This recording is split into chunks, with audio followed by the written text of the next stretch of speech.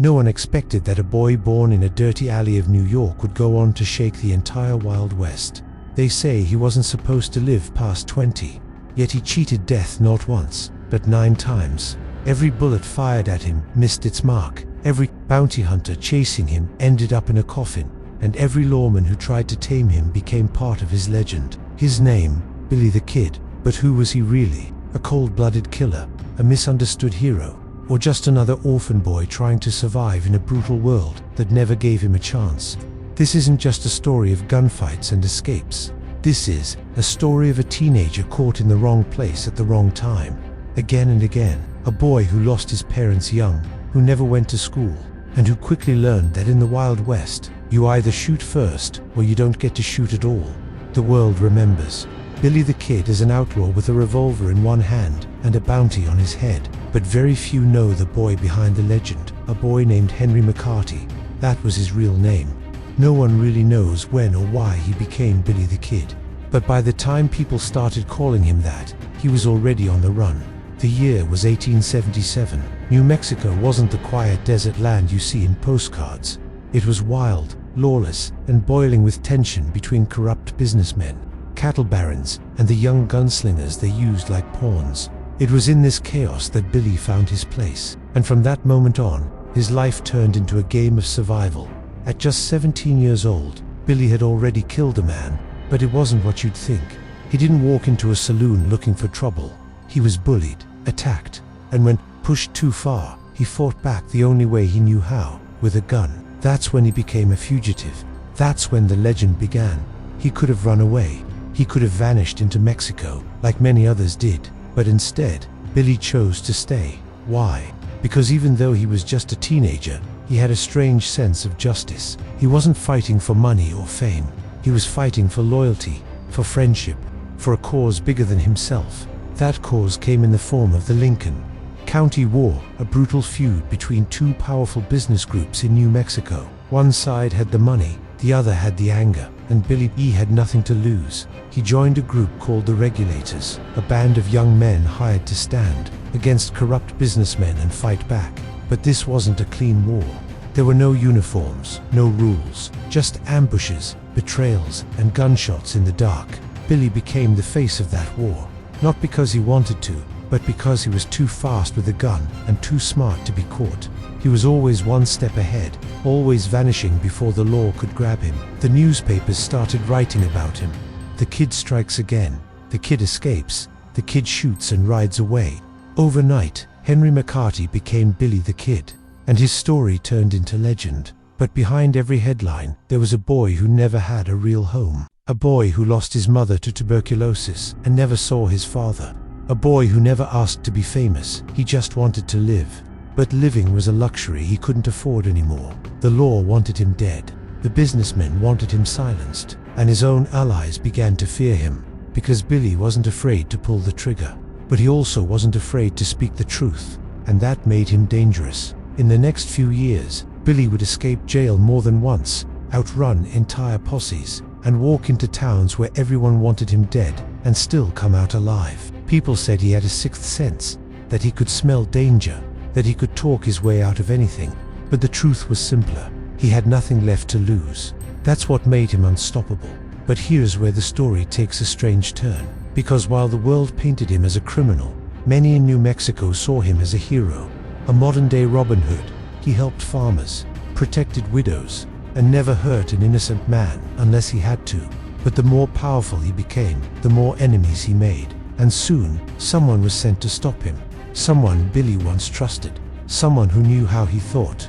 Someone who didn't believe in legends. That man was Pat Garrett, the former friend, the new sheriff. What happened between them? Why did Pat turn on Billy? Was it money, power, or betrayal? That part of the story is coming next. Because before Billy the Kid met his final moment, he would escape death not once, not twice, but 9 times. 9 times the world thought he was finished. 9 times he smiled and rode away. But the 10th time, something changed. And what happened next would decide whether the legend would live on forever or fade into a forgotten grave. No one expected that a boy born in a dirty alley of New York would go on to shake the entire Wild West. They say he wasn't supposed to live past 20, Yet he cheated death not once, but 9 times. Every bullet fired at him missed its mark. Every bounty hunter chasing him ended up in a coffin. And every lawman who tried to tame him became part of his legend. His name, Billy the Kid. But who was he really? A cold-blooded killer? A misunderstood hero? Or just another orphan boy trying to survive in a brutal world that never gave him a chance? This isn't just a story of gunfights and escapes. This is a story of a teenager caught in the wrong place at the wrong time. Again and again, a boy who lost his parents young, who never went to school, and who quickly learned that in the Wild West, you either shoot first or you don't get to shoot at all.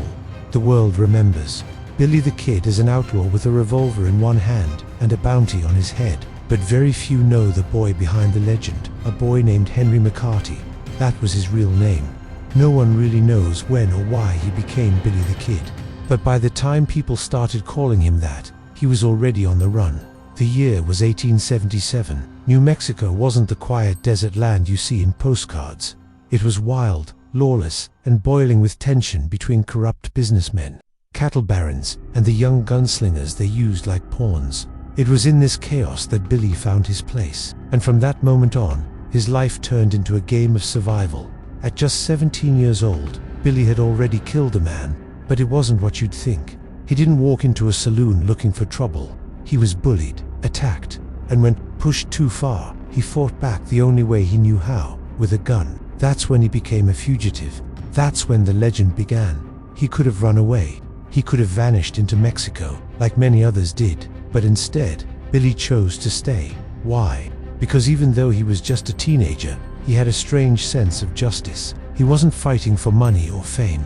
He was fighting for loyalty, for friendship, for a cause bigger than himself. That cause came in the form of the Lincoln County War, a brutal feud between two powerful business groups in New Mexico. One side had the money, the other had the anger, and Billy had nothing to lose. He joined a group called the Regulators, a band of young men hired to stand against corrupt businessmen and fight back. But this wasn't a clean war.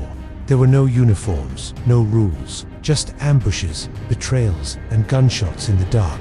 Billy became the face of that war, not because he wanted to, but because he was too fast with a gun and too smart to be caught. He was always one step ahead, always vanishing before the law could grab him. The newspapers started writing about him. The kid strikes again. The kid escapes. The kid shoots and rides away. Overnight, Henry McCarty became Billy the Kid, and his story turned into legend. But behind every headline, there was a boy who never had a real home. A boy who lost his mother to tuberculosis and never saw his father. A boy who never asked to be famous. He just wanted to live. But living was a luxury he couldn't afford anymore. The law wanted him dead. The businessmen wanted him silenced, and his own allies began to fear him, because Billy wasn't afraid to pull the trigger.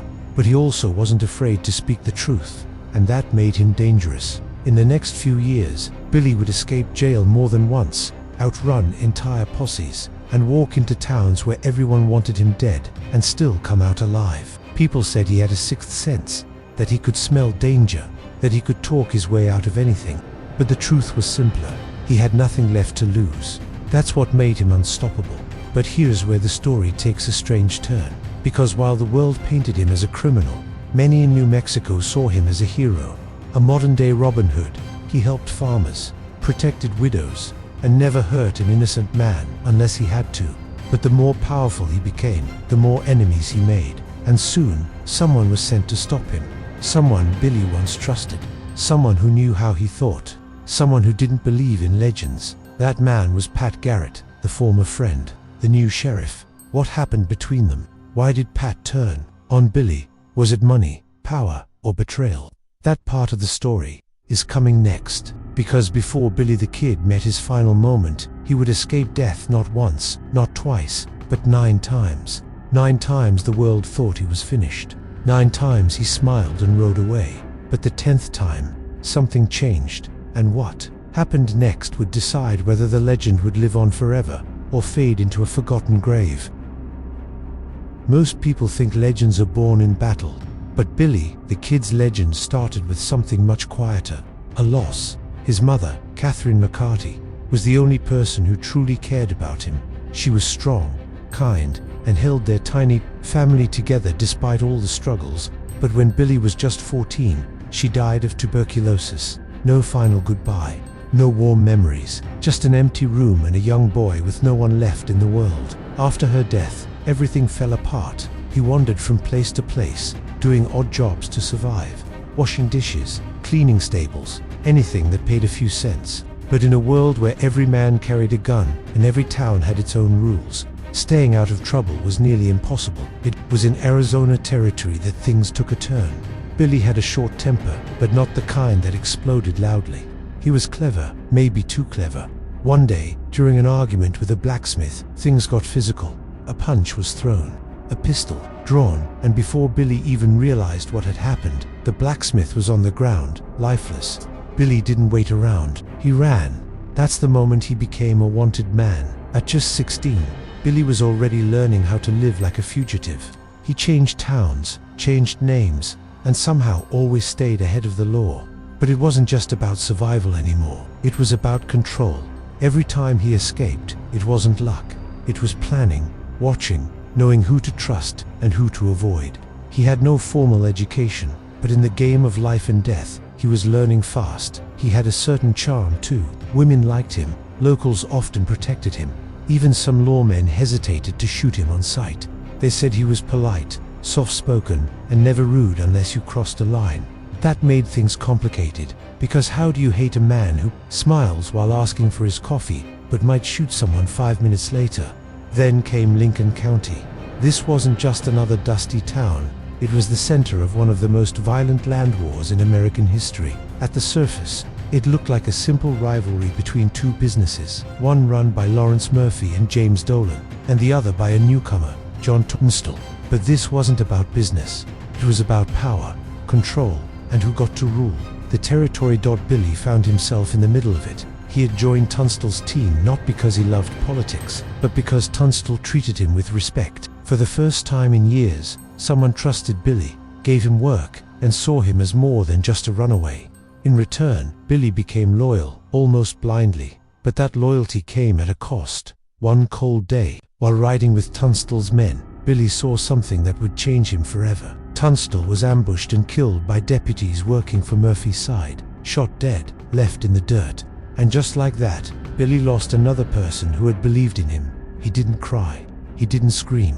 He planned. What followed was the Lincoln County War, a string of bloody encounters, ambushes, and revenge missions. Billy, along with a group called the Regulators, took matters into their own hands. They hunted down the men responsible for Tunstall's murder and delivered their version of justice, fast and brutal.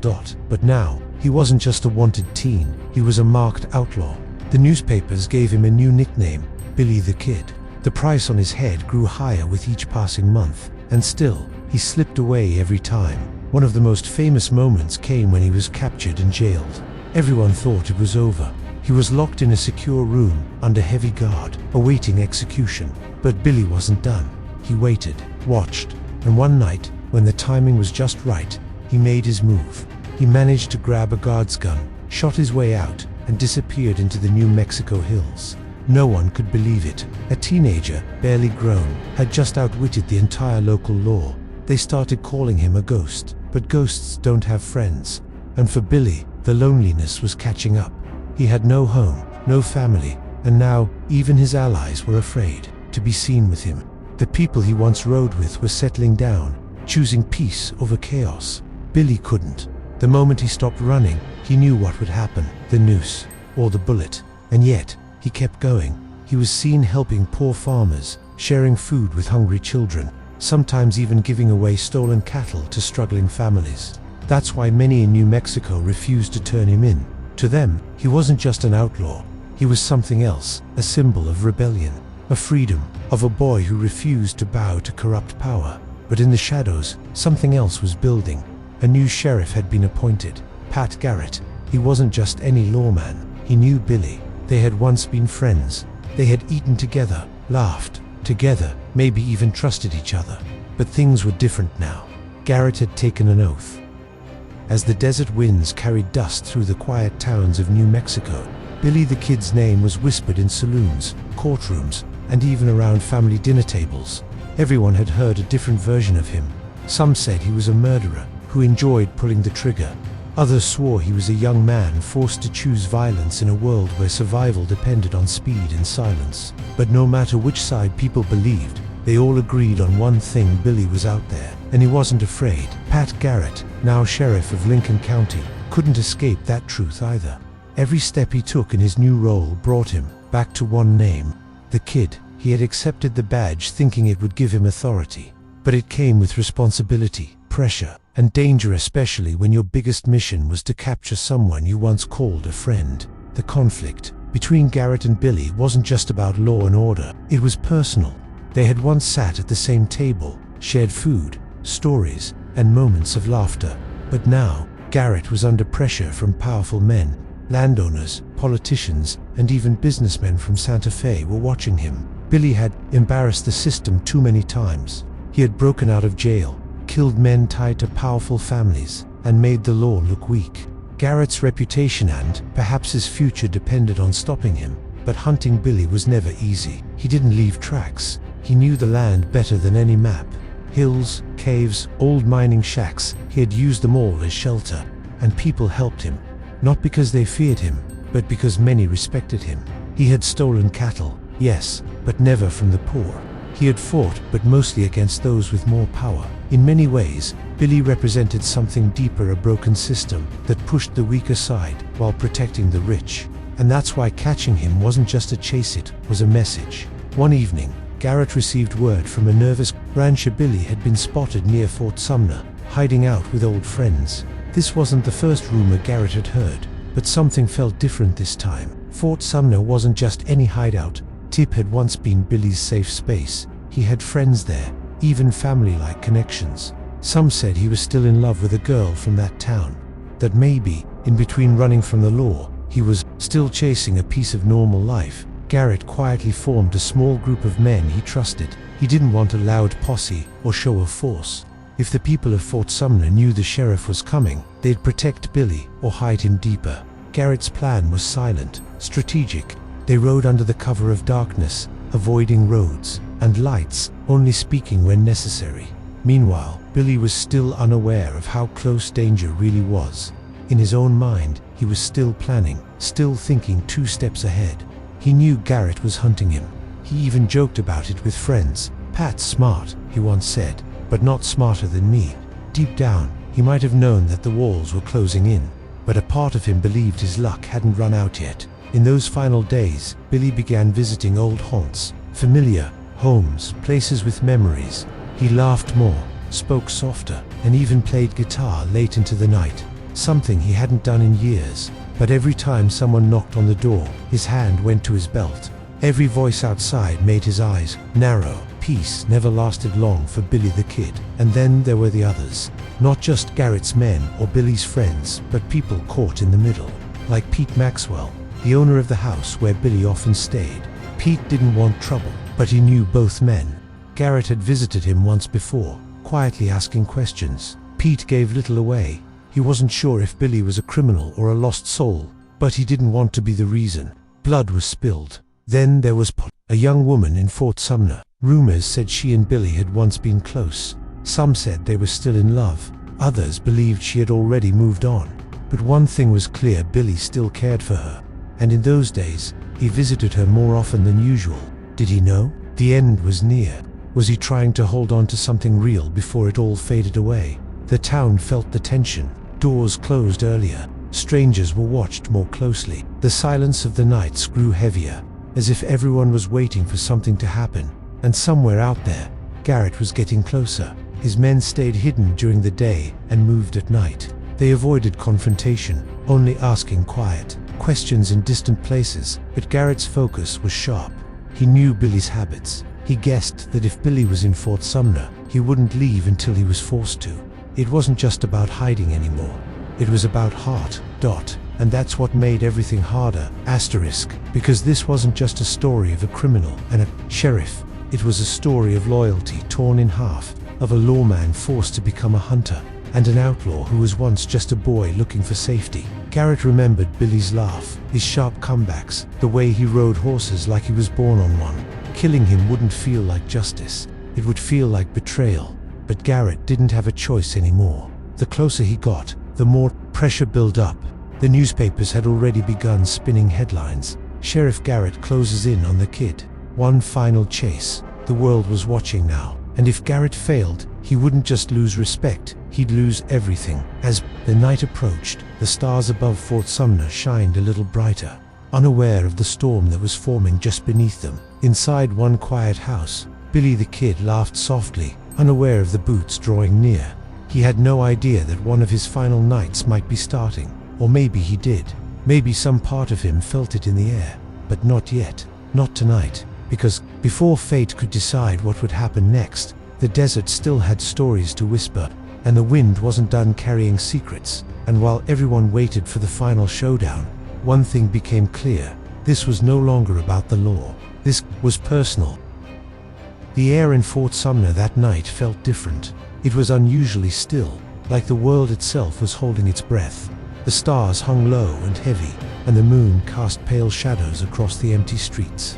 Inside Pete Maxwell's quiet house, a single lamp flickered. It was late, close to midnight. Billy the Kid wasn't sleeping. He paced the room slowly, half lost in thought. His revolver, as always, hung loosely from his belt. Every few minutes, he looked toward the door as if expecting someone. His instincts were sharper than ever now, and maybe that's why he didn't feel safe even in a place that once felt like home. He had survived so many close calls, escaped death when the odds were impossible. But now, something felt off. He couldn't explain it, he just felt it in his bones. Pete Maxwell lay in his bed, uneasy. He knew too much. Garrett had visited him again that afternoon, quietly, without drawing attention. He had asked only one question: "Is Billy here?" Pete didn't answer with words. His silence was enough, and now, Garrett was hiding nearby in the dark. He had waited long enough. For weeks he had followed trails, listened to whispers, tracked footprints that disappeared into dust. But this time, he was sure. Billy was here inside, this very house, alone, unaware, vulnerable. Garrett didn't bring an army, just one man beside him, and the courage that came from knowing it was now or never. As they crept closer to the house, their boots made almost no sound on the dry ground. Garrett gave a silent signal and sent his partner to watch the back. He stood near the front door, his hand resting just above his holster. The door was half open. The light inside flickered through the thin curtains. For a second, Garrett hesitated. He wasn't afraid. He had faced outlaws before, but this was Billy, the boy he once knew, the boy who had laughed with him, fought beside him. He wasn't a stranger. He was a memory inside. Billy sat down for a moment, leaning back in the wooden chair. He heard a faint sound outside, a shuffle, then silence. He stood quickly, eyes narrowing. His hand moved toward his gun, but he didn't draw it. Instead, he walked slowly across the room, toward Pete's bedroom. That's where the sound had come from. Maybe Pete was awake. Maybe he had heard it too. Billy stepped into the dark hallway. He moved quietly, each step measured, slow. The house was too quiet now. Even the insects outside had stopped buzzing.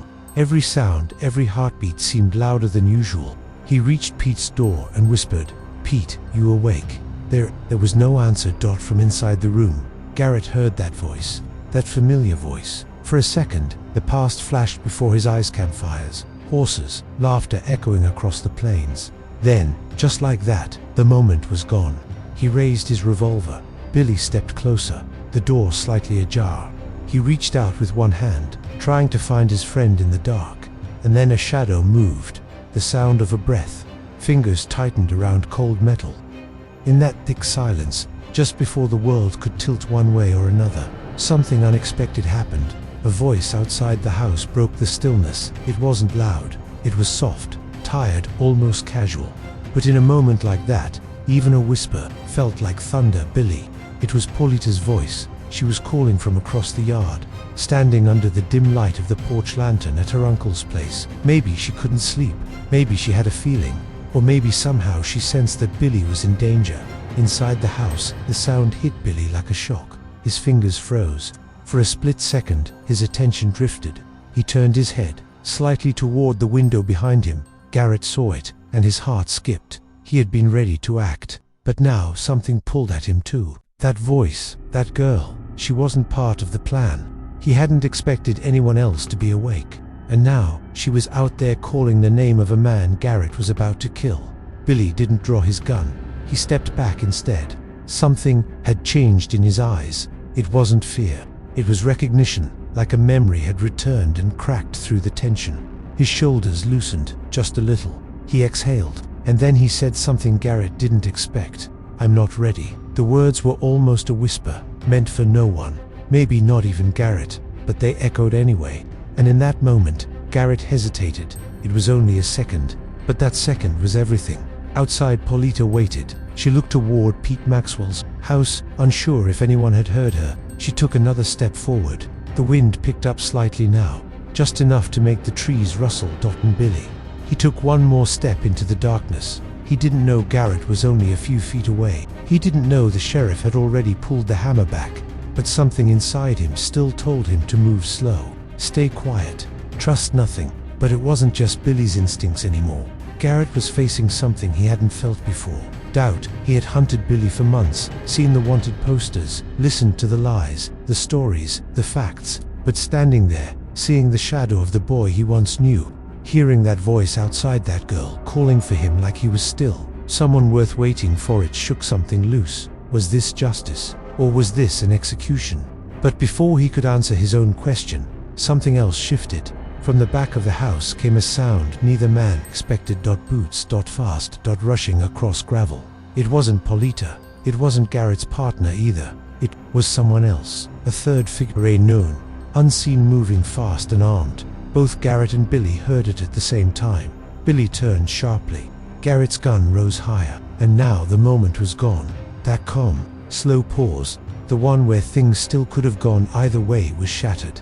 The mystery man burst through the back, gun drawn, eyes wide. No words, no warning. Billy reached for his revolver on instinct. Garrett stepped back, caught off guard. The room, once silent and tense, now exploded with confusion. No shots were fired yet, but the balance had completely shifted. This wasn't just a story of two men anymore. Someone else was involved, but who and why now? Garrett shouted, "Stop!" But it was too late. The new figure, hidden in the shadows, lunged forward, his face still hidden, his breath heavy, but his intention clear. "I wasn't here to talk." Billy dove behind the doorway, pulling his gun but not firing. Garrett, torn between aiming at Billy and at the stranger, backed toward the wall, trying to make sense of what was happening, and Paulita, hearing the commotion. The room was now spinning with movement, gunmetal, and fear. Garrett's eyes darted between Billy and the unknown man who had crashed through the back. Billy had crouched low behind the doorway, breathing hard, his revolver shaking slightly. In his hand, he didn't fire. Not yet. He didn't want to shoot blindly, not tonight, not like this. Garrett shouted again, "Drop it." But the stranger didn't listen.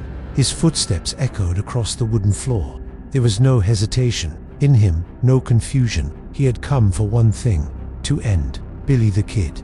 And then it clicked. Billy's eyes widened as the stranger stepped into the light, just enough to reveal his face. He knew him. He wasn't a bounty hunter. He wasn't law. He was someone Billy had once ridden with, a regulator, a man named Thomas O'Reilly, someone Billy had trusted during the Lincoln County War, a man who had disappeared months ago. No one knew where he went, and Billy never asked. But now, here he was, gun in hand, looking like a ghost pulled out of the past. "What are you doing?" Billy shouted.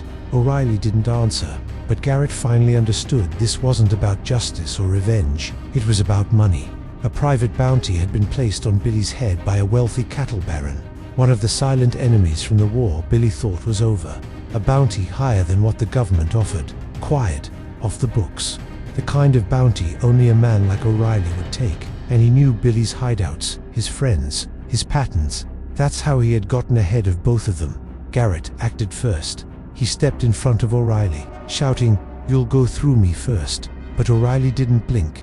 "Move, Sheriff. You've had your shot. He's mine." Garrett didn't move. His revolver was aimed straight at O'Reilly now. Billy stayed crouched, silent. He could have run, but he didn't. Something deeper was happening now. Something that had nothing to do with outlaws and sheriffs. It was about choices. O'Reilly raised his gun. Garrett fired. The shot rang out through the small room, shattering. The moment like glass, O'Reilly fell. He didn't scream. He dropped, hard and fast, his gun clattering to the floor. The shot had hit his chest. One perfect shot. Garrett stood over him, breathing hard. His hands shook not from fear, but from something heavier. The weight of finally making a decision he didn't want to make. Billy stepped out slowly, his gun lowered, his eyes locked with Garrett's. For a long time, neither man said a word. The moment held between them like a stretched wire tight, ready to snap. Then Garrett broke the silence. "You can run," he said softly. "No one will believe what happened here tonight."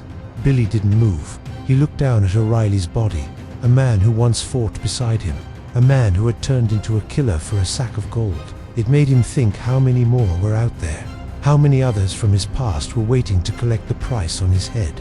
Garrett took a slow breath. "Go, while you still can." Billy nodded once, just once. "No, thank you." No handshake, just a silent understanding. He turned, slipped out the back door, and vanished into the shadows. The sky had begun to turn grey now. Morning wasn't far. Garrett stood alone in the middle of Pete Maxwell's house. The man he was supposed to kill was gone. The man who tried to kill him was dead. And somewhere, not far from the town, a boy with nothing left was riding again, maybe for the last time. But as Garrett stepped outside, ready to report the news, he saw something that stopped him cold. On the porch, just across the yard, Paulita stood barefoot, eyes wide, lips trembling. She had heard the gunshot. She had seen the shadow of Billy disappear into the dark. She looked at Garrett. He looked back. No words were needed. She turned and walked away. And that should have been the end. But it wasn't. Because weeks later, as Garrett filed his report and newspapers printed the story of Billy the Kid's final night, something strange happened. In a small town deep in Texas, a young man walked into a saloon. Slim, soft-spoken, fast hands, sharper eyes. He didn't say much. He just asked for water, left a few coins, and moved on. But the bartender swore he had seen that face before. He swore it was Billy the Kid. The legend wasn't dead. It had just gone quiet. And in the years that followed, more whispers came, more sightings, more rumors. Some called them stories, others called them lies. But somewhere, out there in the desert, a boy who had cheated death 9 times might have done it one last time, and this time, he didn't look back. Days passed, then weeks. The dust of Fort Sumner slowly settled, but the story didn't. The newspapers were quick to print their version of the night. Billy the Kid, shot by Sheriff Pat Garrett. The headlines screamed. Some praised Garrett as a hero who finally brought the legendary outlaw to justice. Others weren't so sure. The details were too quiet, too clean. No witnesses, no proper inquest. Just a single gunshot in the dark and a body buried quickly. The town was silent, but the whispers only grew louder. Garrett gave his official statement. He claimed he confronted Billy inside Pete Maxwell's house, claimed Billy drew first, claimed it was a fair and necessary act. But those who knew the sheriff saw the doubt in his eyes. The truth was heavier than the story he told. He didn't speak about O'Reilly, or the bounty, or the fact that Billy could have been captured alive. He didn't mention that moment when he saw the boy hesitate, when he saw him not ready to fight, when he could have walked away. Garrett had made his choice. He lived with it. As for Paulita, she never spoke about that night again. She stayed in Fort Sumner for a while longer, but her spark had dimmed. People said she would sit on her porch some evenings, staring at the horizon, as if waiting for someone to return. But no one ever did. And still, the rumors spread.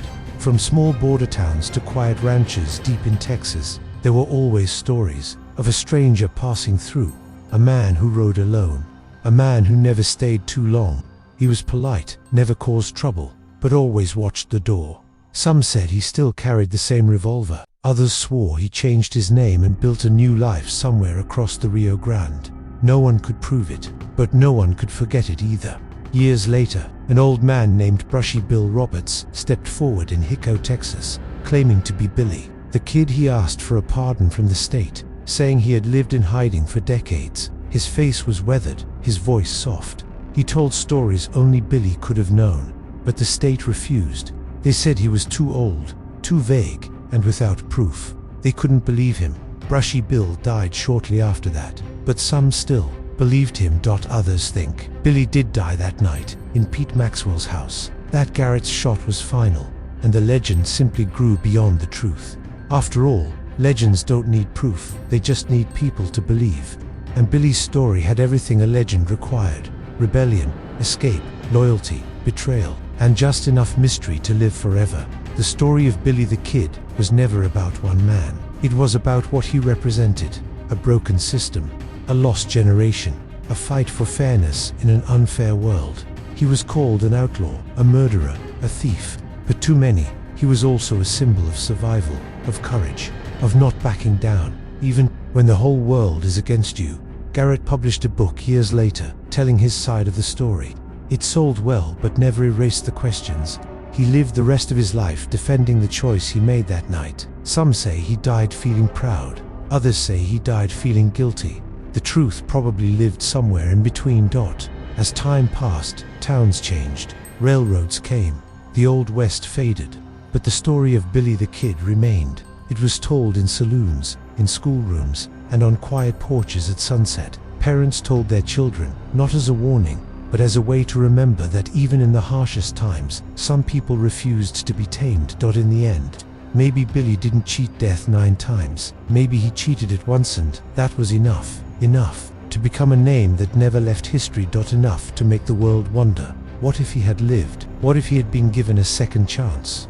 Could he have become more than a myth? We'll never know. What we do know is that the boy born as Henry McCarty, raised as William Bonney, and remembered as Billy the Kid, was more than a gunslinger. He was a reflection of the Wild West, itself untamed, misunderstood, and always riding just ahead of the law.